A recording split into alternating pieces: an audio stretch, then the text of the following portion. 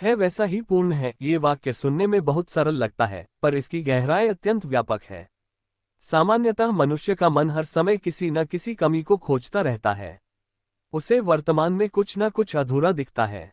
कभी परिस्थिति अधूरी लगती है, कभी संबंध अधूरे, कभी स्वयं का व्यक्तित्व अधूरा। यही अधूरेपन की भावना मन में असंतोष, संघर्ष और बेचैनी को जन्म देती है। लेकिन जब हम कहते हैं जैसा है वैसा ही पूर्ण है, तब हम जीवन को उसके वास्तविक स्वरूप में स्वीकार करने की बात करते हैं। इसका अर्थ यह नहीं कि जीवन में सुधार या परिवर्तन की आवश्यकता नहीं है। इसका अर्थ है पहले जो है उसे पूर्ण रूप से स्वीकार करो, क्योंकि स्वीकृति के बिना कोई भी परिवर्तन भीतर से नहीं आता। अधूरेपन का भ्रम। मन हमेशा तुलना करता है। वह कहता है अगर यह मिल जाए तो मैं पूर्ण हो जाऊंगा। अगर धन मिल जाए, अगर सम्मान मिल जाए, अगर लोग समझ लें, अगर परिस्थितियां बदल जाएं, तब जीवन पूर्ण होगा। लेकिन ध्यान से देखिए, जब एक इच्छा पूरी होती है तो दूसरी खड़ी हो जाती है। इसका अर्थ है कि समस्या बाहरी वस्तुओं में नहीं, बल्कि मन की खोज में है। मन को हमेशा कुछ और चाहिए। इस और की तलाश ही अधूरेपन का भ्रम है। वास्तव में जीवन हर क्षण पूर्ण है। सूरज जब उगता है वह आधा नहीं उगता, आकाश आधा नहीं होता। प्रकृति में सब कुछ अपने स्वभाव में पूर्ण है। अपूर्णता का विचार केवल मन की रचना है। स्वीकृति का अर्थ हार मान लेना नहीं है। स्वीकृति का अर्थ है जो इस क्षण उपस्थित है उसे बिना विरोध के देखना। जब हम किसी स्थिति का विरोध करते हैं तब भीतर तनाव उत्पन्न होता है। जब हम कहते हैं यह नहीं होना चाहिए था, तब हम वास्तविकता से लड़ते हैं। परंतु जब हम स्वीकार करते हैं हाँ अभी ऐसा ही है, तब मन शांत होने लगता है। उस शांति में स्पष्टता आती है और उसी स्पष्टता से सही निर्णय जन्म लेता है। वर्तमान क्षण की पूर्णता हमेशा वर्तमान में है। अतीत स्मृति है, भविष्य कल्पना है। केवल ये क्षण वास्तविक है। जब हम इस क्षण में पूरी जागरूकता से होते हैं तब अनुभव होता है कि कुछ भी कमी नहीं है।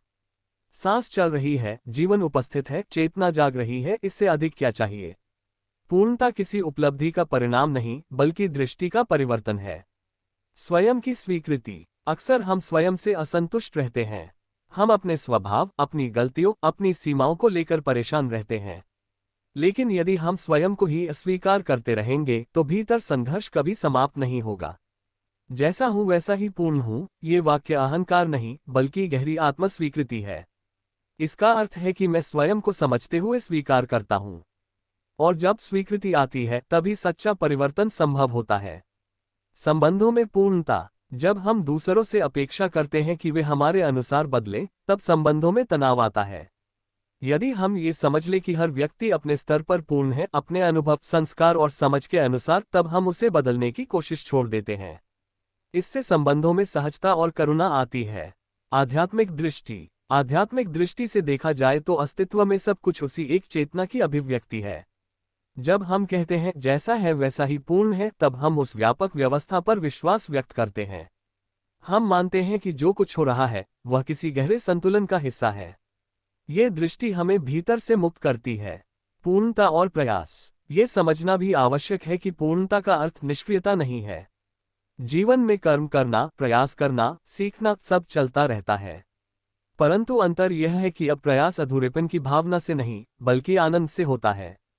अब हम इसलिए काम नहीं करते कि मैं अभी अधूरा हूं, बल्कि इसलिए करते हैं कि मैं पूर्ण हूं, और यह अभिव्यक्ति स्वाभाविक है।